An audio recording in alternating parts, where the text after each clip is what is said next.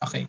So, hi guys. So, this session will serve as tawag dito, um, preparation para sa long quiz natin. So, again, wala tayong worksheet dito. So, just lesson lang.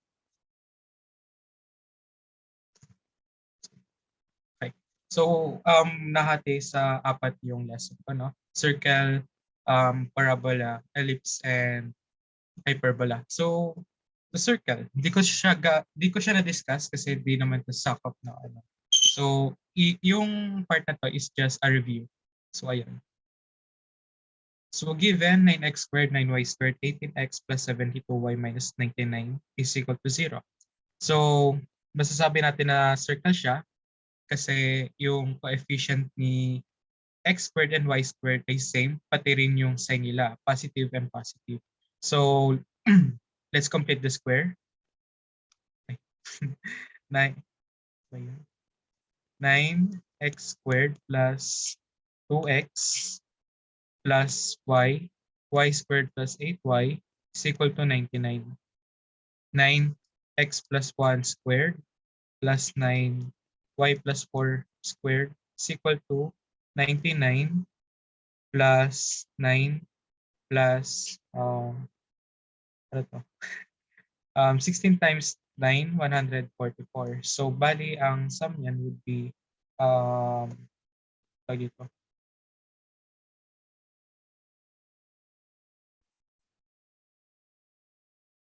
252.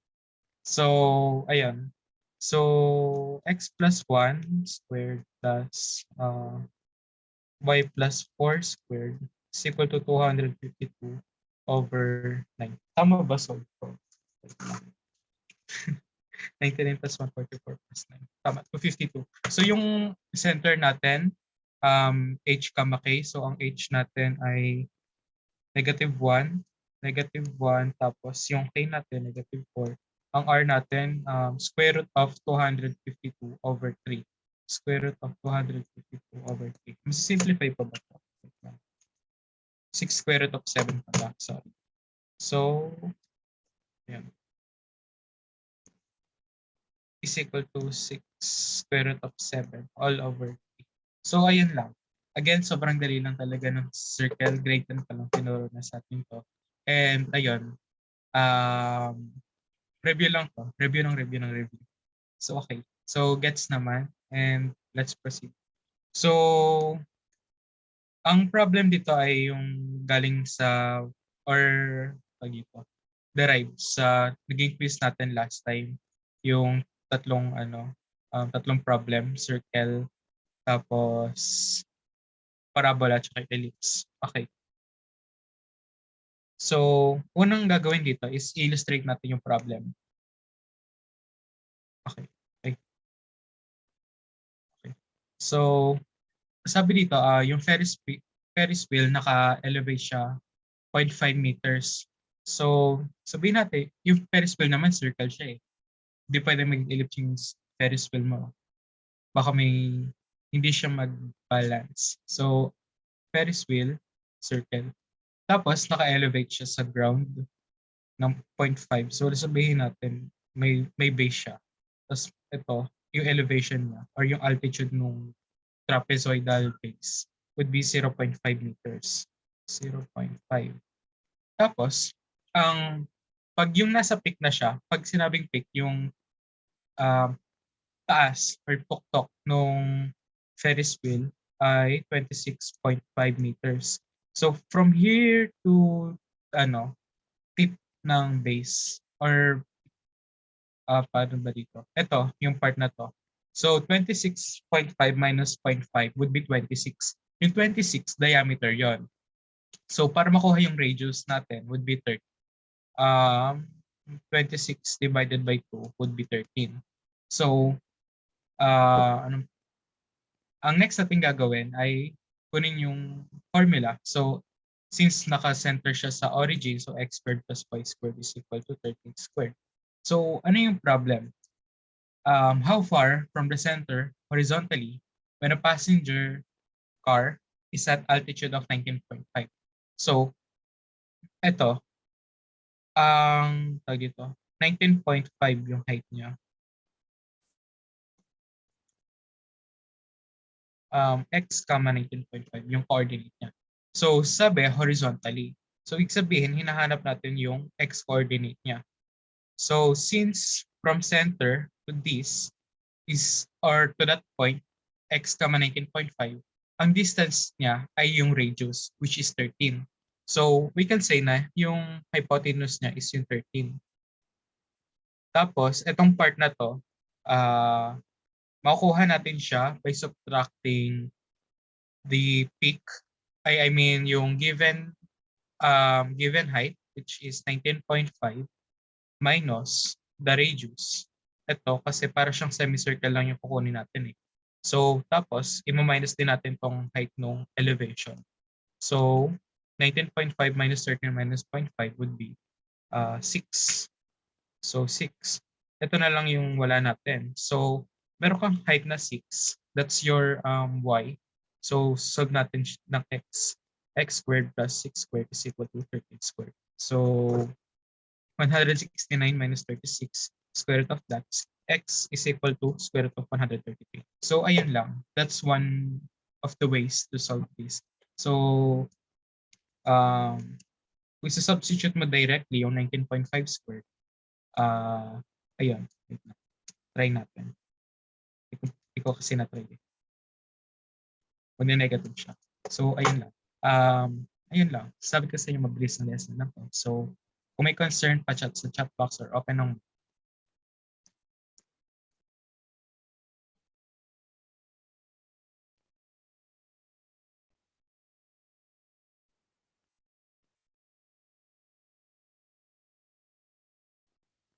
okay.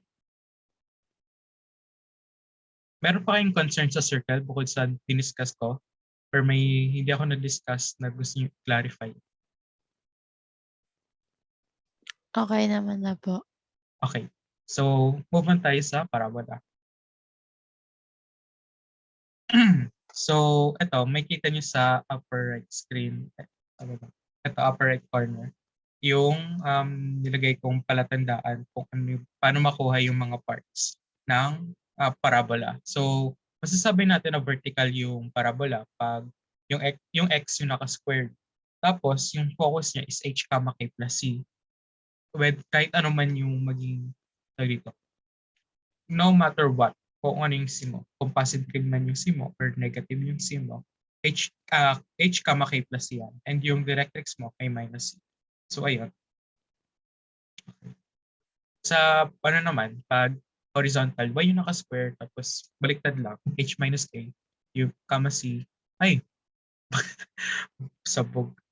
Wait lang. Pinapansin ko. Uh,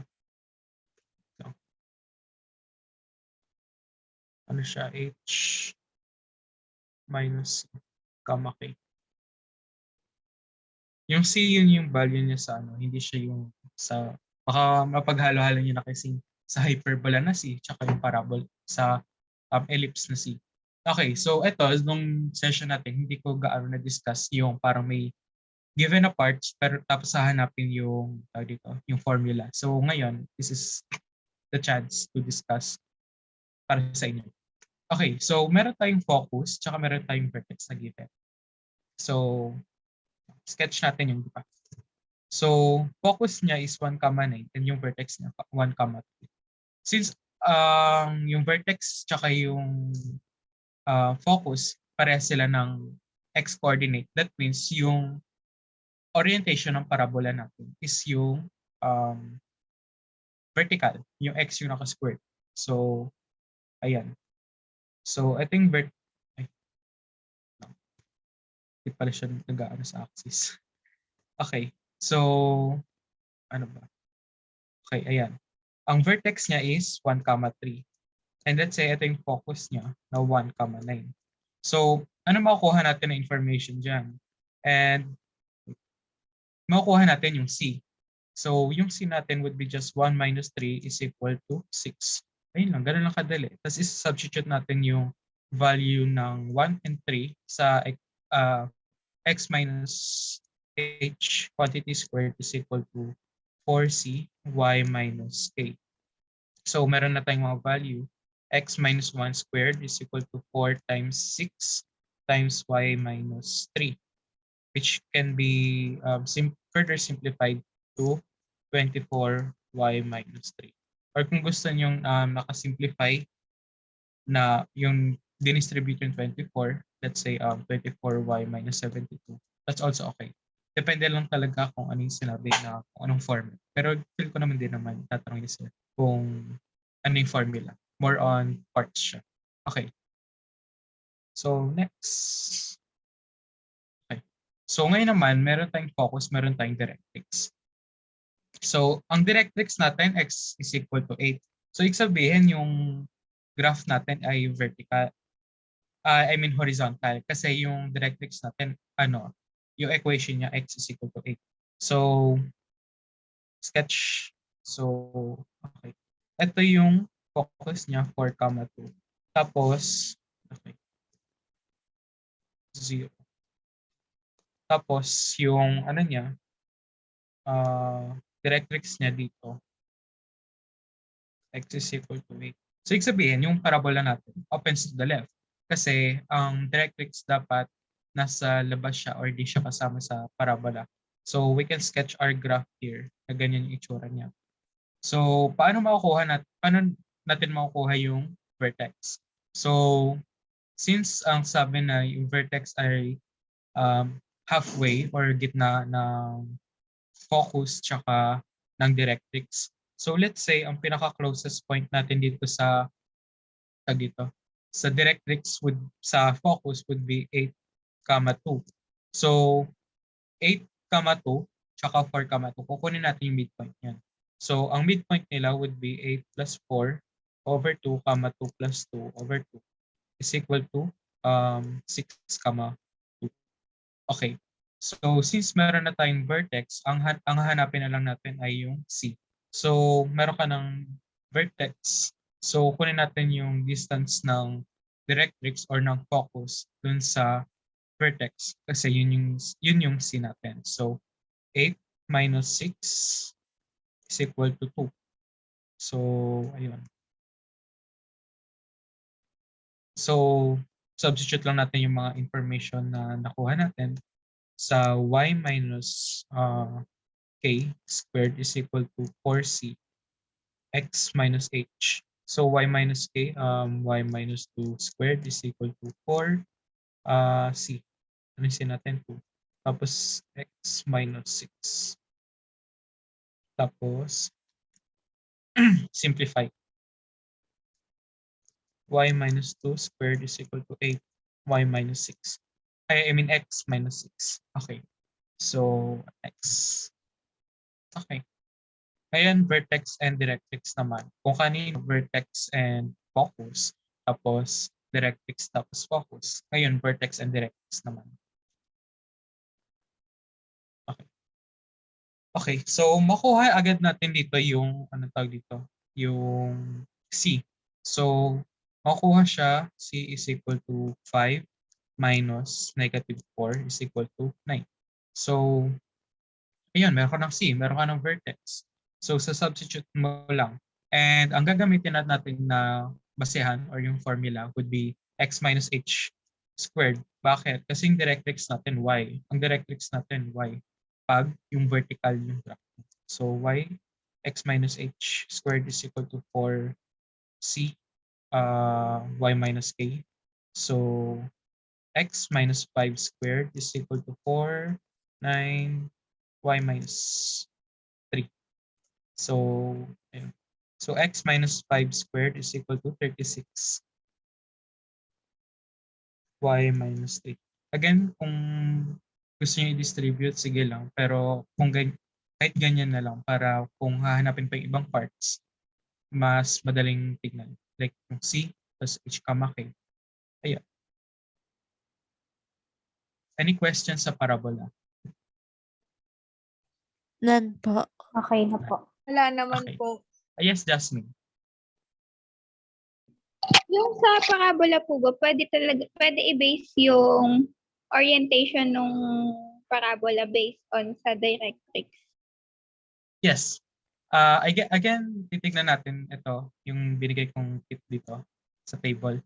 So, ang directrix kasi, ano siya, tag dito, wait lang, sa blank pa ako magsulat. Okay, so sabihin natin yung parabola natin, ganito. Ang directrix niya, horizontal. Kasi pag vertical, that's axis of symmetry. Sa vertex siya dumadaan. So, ayun. I forgot to mention that earlier nung session 2. So, kasi this is the chance to discuss yung um, parts tsaka relationship para makita yung uh, para makuha yung equation given parts, especially focus, vertex, and directrix. Tapos, pag opening to the right or to the left, that means yung directrix mo would be just a straight line. Tapos, yung horizontal mo, yung axis of symmetry. Okay, no problem. Okay. Next would be ellipse. So, ito, nandyan ulit sa, naka-table yung, dito, yung parang tips or paano natin makukuha yung mga parts. Okay, so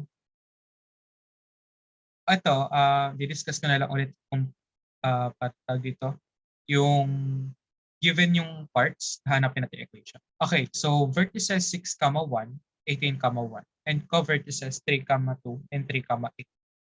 So kung titignan natin, since ang constant ng vertex ay yung k, that means horizontal yung ano natin, ellipse. Kasi ito k yung constant niya. And yung sa co-vertices naman, yung h yung constant. So, ayun. So, ano makuha natin dito? So, makuha natin first is yung center, A, and yung B. So, paano natin kukunin yung center? Meron tayong three ways. First way is yung using our given. So, yung co-vertices, since constant niya yung h, yan yung h mo, 3. Since yung constant niya k, yan yung k mo. Ay, wait, parang may mali sa given ko. Oo, may mali. Wait lang. May mali. Kasi hindi siya ellipse. Wait lang.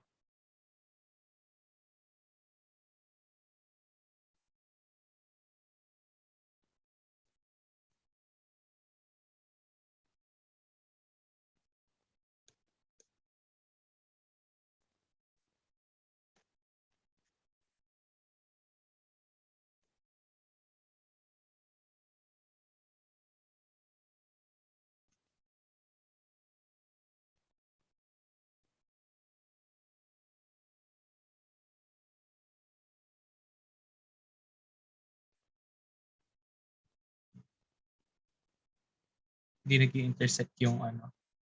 Okay, so ibahin ko yung given or parang wait lang, revise ko.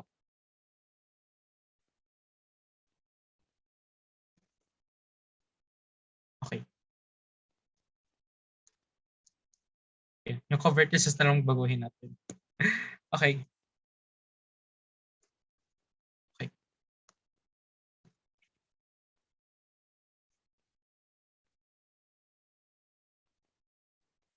Okay. So, ayun. So, unang natin gagawin is, ayun nga, titignan natin kung ano yung constant. So, that's 12, 1. So, tapos, ang second way na kukunin or para makuha yung center natin is yung kukunin natin yung midpoint ng vertices and co-vertices. So, ang midpoint ni using vertices would be 18 plus 6 over 2, 1 or 12, 1. Tapos dito naman,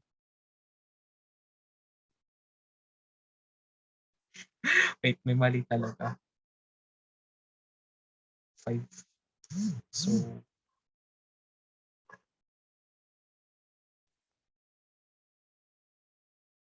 6.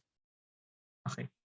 So, ayan, 12, negative 6 plus 8 over 2. So, that would be also 12, 1.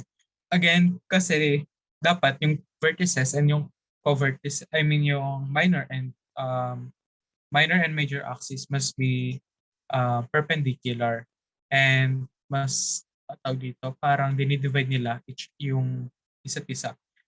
Take a look, for example, yung nandito sa background ng PowerPoint. So, wait lang. Burahin ko muna itong mga to. Ayan, balik ko. Ayan, may kita, di pala kita. Okay, dito na lang. So, ito, let's say itong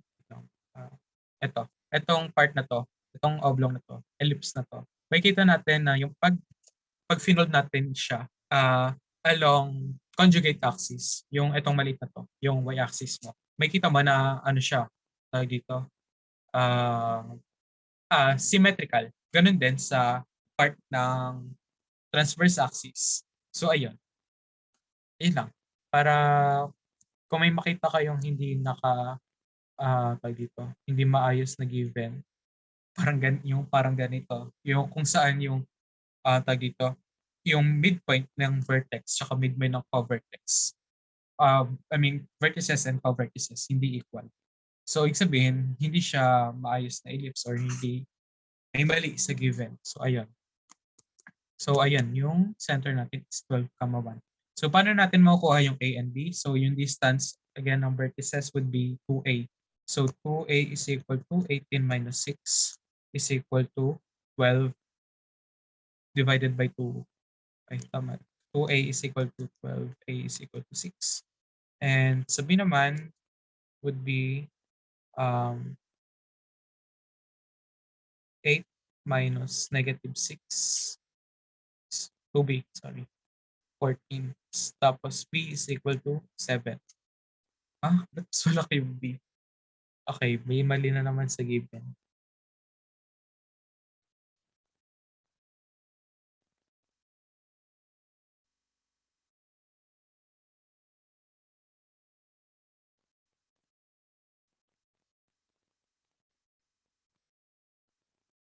Okay. So let's say 12,4 and 12,0. So 4, wait lang. Dominant. Tumitignan. Okay, so 2b is equal to 4 minus 0 is equal to 4. 2b is equal to 4. B is equal to 2. So meron kang A, meron kang B, tapos meron kang center. So x minus 12 over 36 or 6 squared plus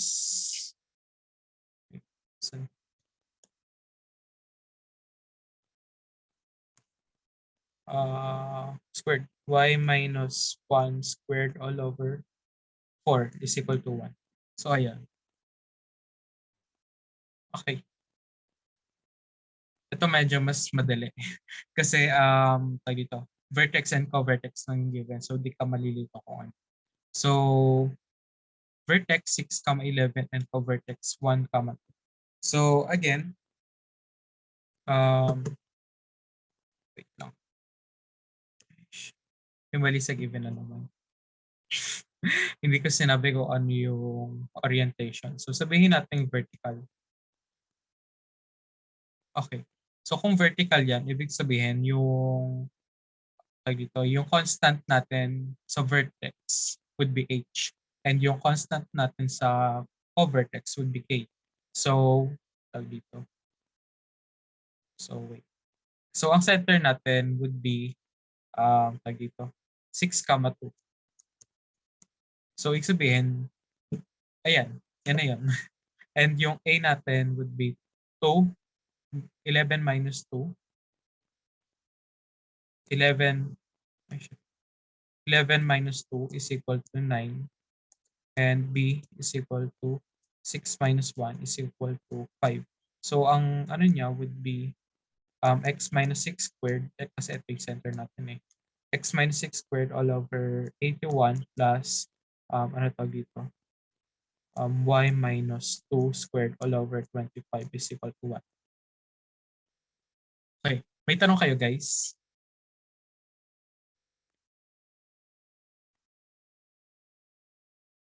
Wala? Wala naman po. Okay. Ay, mabura.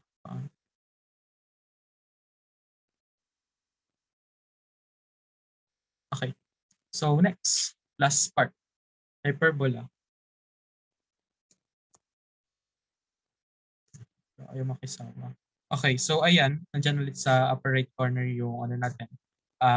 Tag dito, tips kung paano makuha yung parts na yon. Okay, so una, tag dito.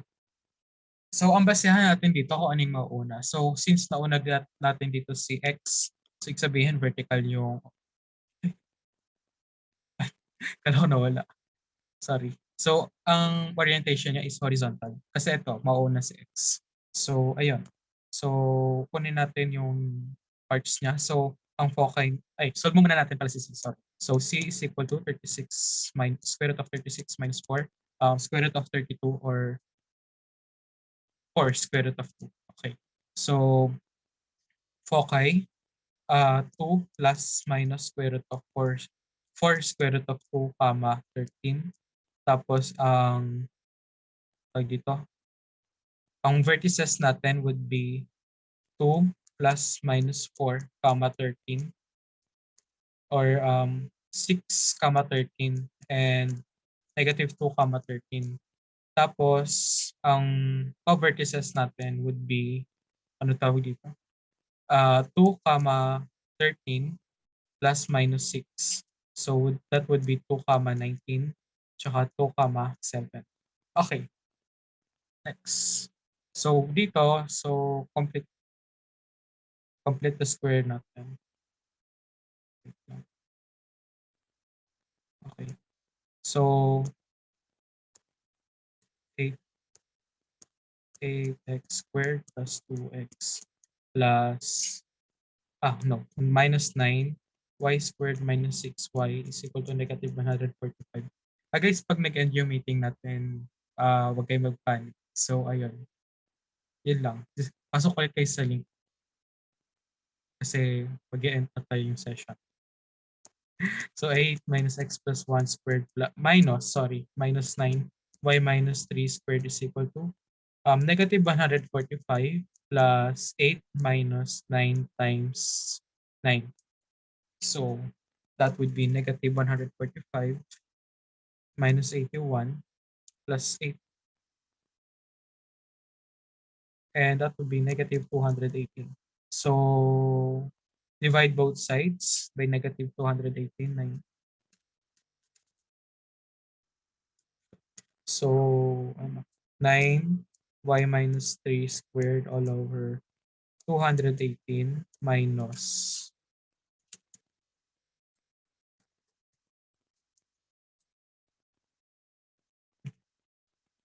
109 is equal to 1. So ibig sabihin,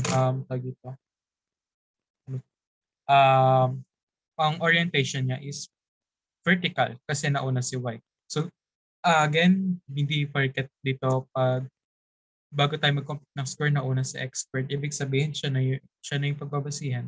Always convert it to standard form para makita natin kung ano talaga yung itsura niya. So ayun. So ayan, getting the parts, negative 1, 3. Tapos okay, pag ganitong cases, 9 plus 218. So paano yan? Ano yung A niya? So yung A niya would be 218 over 9 A squared. So parang i-reciprocal mo siya.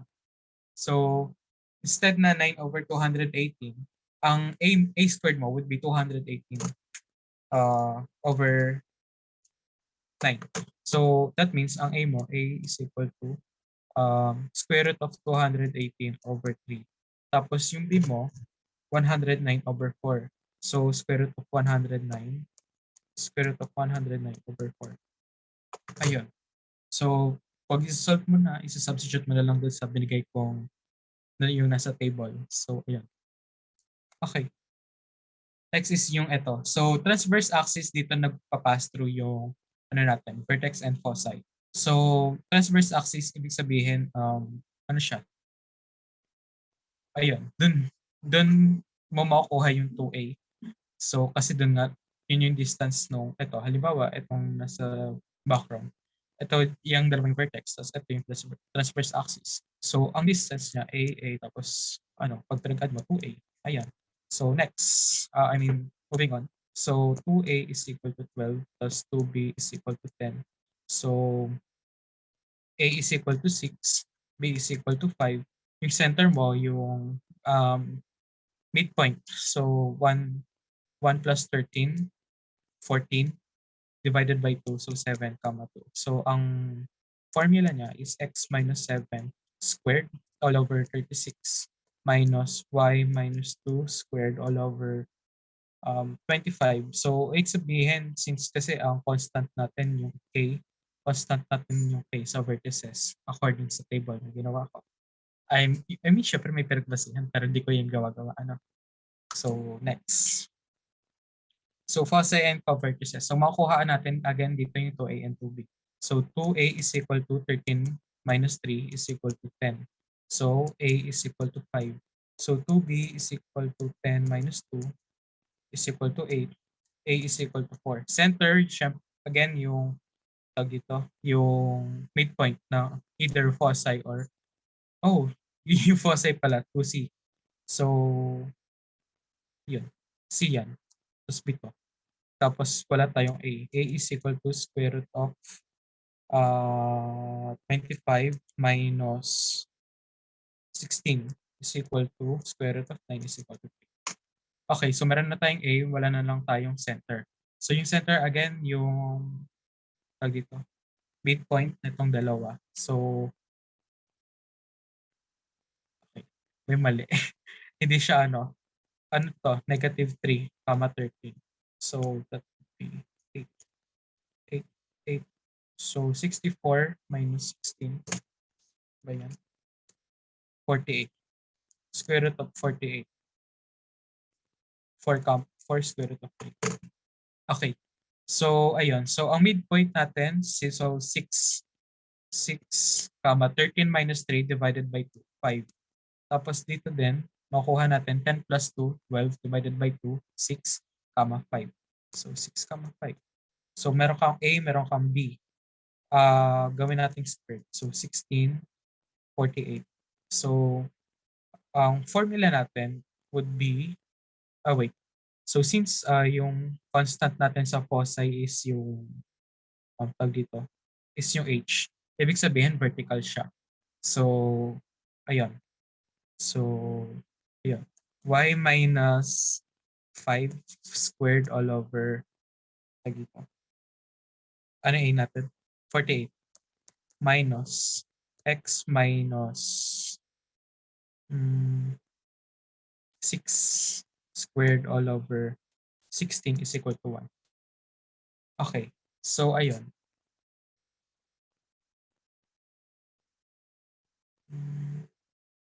Vertical transverse axis. So, ito siya. Patayo yung transverse axis.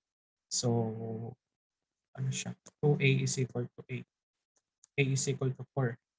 Conjugate mo, 14. So, 2b is equal to 14. B is equal to 7. So, ayun. Ang vertex at the right of the conjugate axis is 3, 1. So, sketch ka dyan. Ayan. So, 3, 1. 3, 1. So, plus ito, 7.